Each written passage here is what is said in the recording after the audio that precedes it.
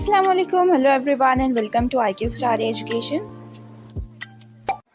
तो कंटिन्यू करते हैं हमारा फिफ्थ पार्ट, जिसमें हम मेटालर्जी के चैप्टर को यहाँ पे फिनिश करेंगे। ये मेटालर्जी के चैप्टर का ये फिफ्थ पार्ट होगा और इस चैप्टर में, इस वीडियो में हम इस चैप्टर को पूरी तरह से कंप्लीट कर लेंगे। इसी के साथ साथ जो हमारे साइंस 1 एंड साइंस 2 की प्लेलिस्ट ऑनगोइंग है, उसकी लिंक मैं आपको डिस्क्रिप्शन बॉक्स में पिन करके दे दूँगी, so you can go and check them out, it will be very helpful. Along with हमारी न्यू बैच स्टार्ट होने वाली है, जिसमें हम पूरा फर्स्ट चैप्टर से लेके लास्ट चैप्टर तक फिर से स्टडी करेंगे, वो भी बहुत अच्छे से। तो स्टे ट्यून्ड, एक न्यू प्लेलिस्ट जल्दी स्टार्ट होगी। सो यहाँ पे हम हमारा ये प्लेलिस्ट को पहले ख़त्म करते थे, जिसमें हमारा ये फिफ्थ पार्ट होगा मेटालर्जी का, उसे हम यहाँ पे फिनिश करते हैं। तो कंटिन्यू करते हुए हमारा जो ये टॉपिक्स है वो इतने सारे कंप्लीट हो गए हैं। देखते हैं इस चैप्टर में हमने क्या क्या स्टडी किया था। तो हमने इसमें फिजिकल केमिकल प्रॉपर्टीज़ को स्टडी किया था, मेटल्स की, नॉन मेटल्स की, जो कि बहुत ज़्यादा इंपॉर्टेंट थी, उनके रिएक्शंस, उनकी प्रॉपर्टीज़। देन हमने आयोनिक कंपाउंड और उसकी प्रॉपर्टीज़ को भी स्टडी किया था। हमने इलेक्ट्रोलाइट्स, मेटालर्जी, फिर कॉन्सेंट्रेशन ऑफ ओर्स क्या होता है, उसे एक्सट्रैक्ट कैसे किया जाता है। देन हमने थर्माइट रिएक्शन, जो कि बहुत ज़्यादा इंपॉर्टेंट है, उसे भी हमने स्टडी किया था। Then Bayer's method, Hall's method, ये इतने इंपॉर्टेंट नहीं है जैसे कि concentration of ores, extraction of metals, Bayer's method, Hall's method, ये इतने ज़्यादा इंपॉर्टेंट नहीं है एग्जाम पॉइंट ऑफ व्यू से, बट इस पे एमसीक्यू फिर भी पूछा जा सकता है, so it's better to prepare them as well. तो इस वीडियो में हम करोजन की बात करने वाले हैं, और करोजन, इस पे आप वेरी वेरी इंपॉर्टेंट मार्क कर लीजिए, बिकॉज अगर पूरे चैप्टर में से मैं बोलूँ तो करोजन एक ऐसा टॉपिक है जो कि हर बार एग्जाम में पूछा ही जाता है, और करोजन पूरे चैप्टर में सबसे ज़्यादा इम्पॉर्टेंट है, इम्पॉर्टेंट कंसेप्ट है, तो इसे आपको बिल्कुल स्किप नहीं करना है, बहुत अच्छे से करके जाना है। तो आप जो ये एक मेटल है, ये एक आयरन है, इसे आयरन कहते हैं। आयरन पे आपने ये एक लेयर देखी होगी ब्राउन कलर की, और इस ब्राउन कलर के लेयर को ही हम करोजन बोलते हैं। अब आप बोलोगे ये तो करोजन नहीं है, ये तो है रस्ट। तो जो रस्ट है वही एक करोजन का पार्ट है, यानी कि रस्ट, करोजन के बहुत सारे पार्ट होते हैं, जिसमें से रस्ट एक टाइप का करोजन ही है।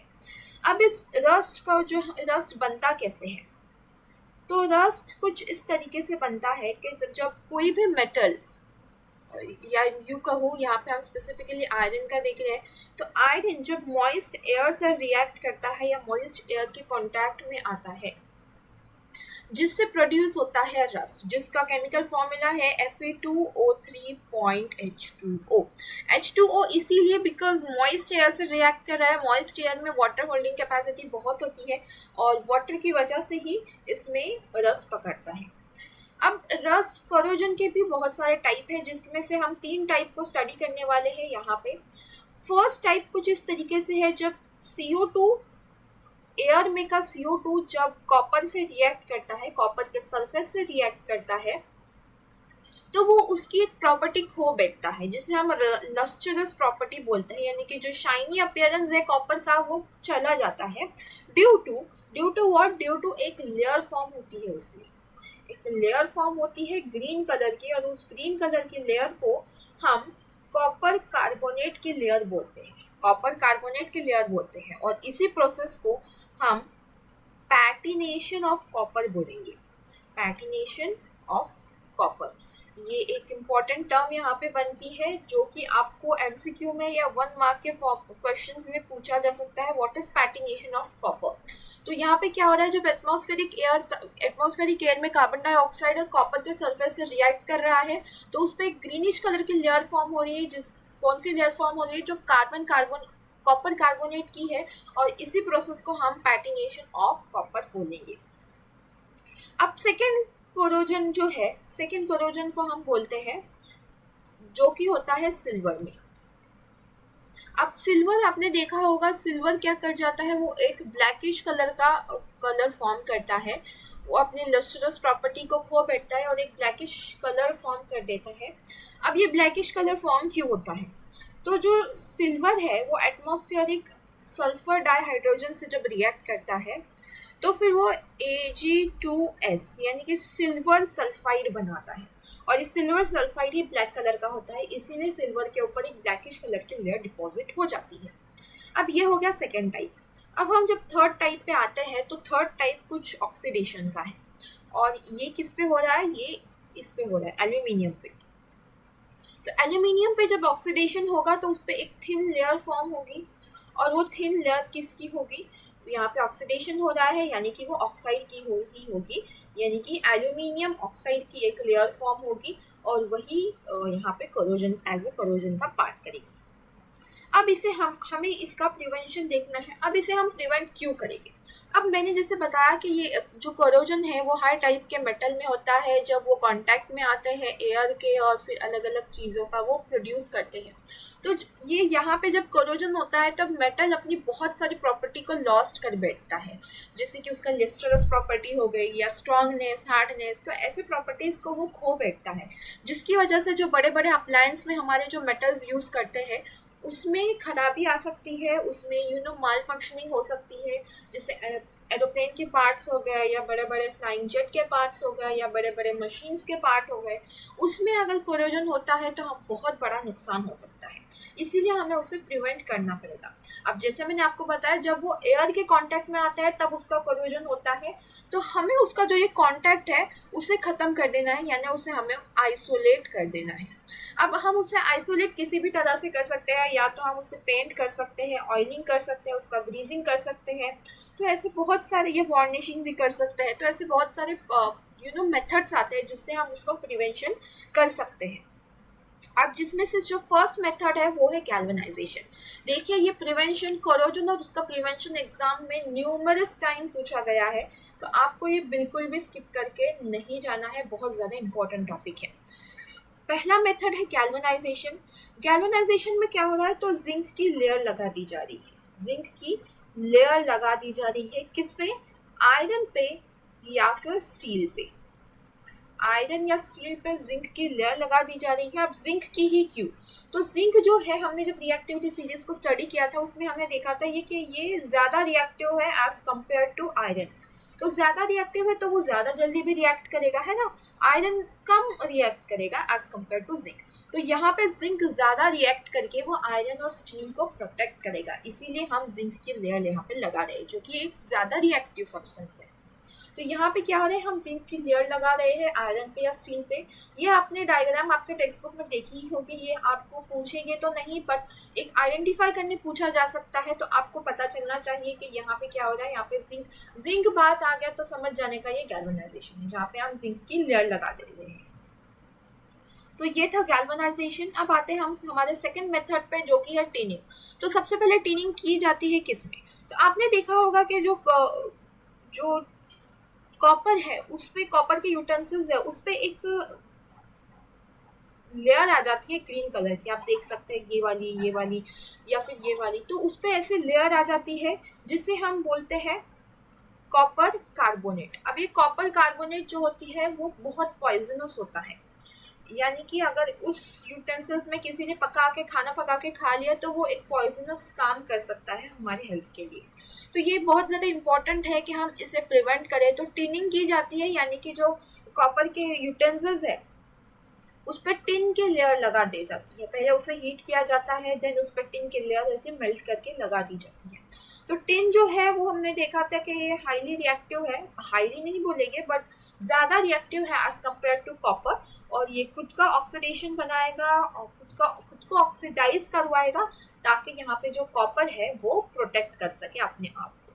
और इसी प्रोसेस को हम कलहई भी बोलते हैं, कलहई आपने सुना होगा यहाँ बहुत बार। तो ये हो गया टिनिंग। अब हमारा थर्ड मेथड है जो कि है एनोडाइजेशन। अब एनोडाइजेशन में क्या कर रहा है, यहाँ पे इलेक्ट्रोलाइसिस कर रहे हैं। यहाँ पे क्या किया जा रहा है, इलेक्ट्रोलाइसिस किया जा रहा है, जिससे हम ऑक्साइड फॉर्म करेंगे। यहाँ पे हम बोल रहे हैं हम पहले ही ऑक्साइड फॉर्म कर लेंगे, जिसकी वजह से जो अंदर का मेटल है वो प्रोटेक्ट कर लेगा अपने आप को। तो यहाँ पे एल्यूमिनियम का एनोडाइजेशन किया जा रहा है। यहाँ पे क्या कर रहा है, यहाँ पे एनोड पे हम एल्यूमिनियम को रखेंगे। यहाँ पे हम एनोड पे एल्यूमिनियम को रख रहे हैं, और यहाँ पे कैथोड है। एल्यूमिनियम यहाँ पे पॉजिटिव टर्मिनल पे है और यहाँ पे कैथोड निगेटिव टर्मिनल पे है। तो यहाँ पे जितने भी इलेक्ट्रॉन्स हो गए वो यहाँ पे एनोड पे आके अपने आप को स्टिक कर लेंगे, वो अट्रैक्ट कर लेंगे। हमने देखा था निगेटिव हमेशा पॉजिटिव पे अट्रैक्ट करता है। तो इलेक्ट्रॉन्स यहाँ पे एनोड पे अट्रैक्ट करेंगे, एल्यूमिनियम पे अट्रैक्ट करेंगे और यहाँ पे एक लेयर तैयार होगी, ऑक्सीडेशन की लेयर रेडी होगी, जिसकी वजह से जो एल्यूमिनियम है वो अपने आप को प्रोटेक्ट कर लेगा। ये हो गया हमारा एनोडाइजेशन। अब नेक्स्ट प्रोसेस है इलेक्ट्रोप्लेटिंग, जो कि लास्ट प्रोसेस यानी कि एनोडाइजेशन से काफ़ी मिलती जुलती है, बट यहाँ पे एक चेंज है। हमने एनोडाइजेशन में एल्यूमिनियम को एनोड पे रखा था यानी कि पॉजिटिव टर्मिनल पे रखा था, बट यहाँ पे हम एल्यूमिनियम को कहाँ पे रख रहे हैं, हम कैथोड पे रख रहे हैं यानी कि निगेटिव टर्मिनल पे रख रहे हैं। यहाँ पे हमने रखा है एल्यूमिनियम के स्पून को। अब एल्यूमिनियम के स्पून को यहाँ पे रखा है। अब हम यहाँ पे दूसरा जो टर्मिनल है एनोड का, उसमें हम या तो कॉपर का इलेक्ट्रोड लेंगे या फिर सिल्वर का लेंगे, जो कि कम रिएक्टिव होता है, हमने पढ़ा था। और इसी तरह से ये जो स्पून है यानी कि कोई भी सब्सटेंस हो गया जो कि एल्यूमिनियम का बना है, उस पे ये जो कॉपर है, एल्यूमिनियम है, वो आके डिपॉजिट हो जाएगा और हमें यहाँ पे एक सिल्वर प्लेटेड स्पून मिलेगी यानी कि सिल्वर या कॉपर की स्पून मिलेगी, जो कि अपने आप को प्रोटेक्ट कर पाएगी एल्यूमिनियम को। ये हो गया इलेक्ट्रोप्लेटिंग। अब हमारा फिफ्थ और लास्ट जो प्रिवेंशन है वो है अलॉइंग। तो अलॉइंग की डेफिनेशन हम पढ़े तो वो कुछ इस तरीके से आती है, that a homogeneous mixture formed by mixing metals with other metals or non-metals is known as alloying। तो alloying में दो या दो से ज़्यादा मेटल्स और नॉन मेटल्स को मिक्स किया जा रहा है। मेटल भी हो सकता है, मेटल नॉन मेटल भी हो सकता है। तो ऐसी चीज़ों को मिक्स करके एक न्यू सब्सटेंस फॉर्म कर रहे हैं जिसमें हमारे डिज़ायर्ड प्रॉपर्टीज़ होगी, यानी कि इसमें कोरोजन नहीं होता या बहुत कम स्पीड में होता है, ये हम बोल सकते हैं। तो यहाँ पे जो फर्स्ट पिक्चर आप देख सकते हैं वो है ब्रोंज की। बहुत सारे ऐसे अलॉय होते हैं जो हमें नहीं पता, जो कि अलॉय है, हमने बनाया हुआ एक मैनमेड है, बट फिर भी वो एक तरीके के अलॉय होते हैं।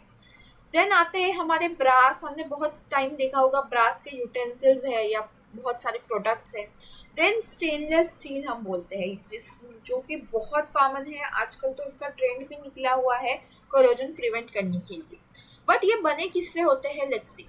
ब्रोंज जो बना होता है वो 90% तो कॉपर का होता है, बट जो 10% रिमेनिंग है वो उसमें टिन के होते हैं। ब्रास जो है वो 60% कॉपर का होता है, बट जो रिमेनिंग 40% है वो जिंक के होते हैं। और स्टेनलेस स्टील में तीन चीज़ों का मिक्सचर लिया जाता है, 74% आयरन का, देन 18% क्रोमियम का एंड 8% कार्बन का। इसके जो थोड़े बहुत कंपोनेंट्स हैं वो चेंज हो सकते हैं, but iron and chromium are the common one. तो ये थे कुछ अलॉय जो आपके टेक्स्ट बुक में दिए हुए हैं, आपको इनके बारे में बहुत अच्छे से पता होना चाहिए। अलॉइंग ये itself is a very important concept. ये अलग से भी पूछा जा सकता है, आपको प्रिवेंशन में ही नहीं बल्कि अलग से भी पूछा जा सकता है, व्हाट इज़ अलॉइंग, उसकी 1 मार्क के डेफिनेशन पूछी जा सकती है, उसके एग्जांपल्स के थ्रू पूछा जा सकता है। तो कोरोजन ये पार्ट पूरा बहुत ज़्यादा इंपॉर्टेंट है, so don't forget to do it. यहाँ पे हमारा ये चैप्टर कंप्लीट होता है। अब देखते हैं हम नेक्स्ट वीडियो से हमारा कौन सा चैप्टर को स्टडी करेंगे। So stay tuned and I hope so you understood the chapter.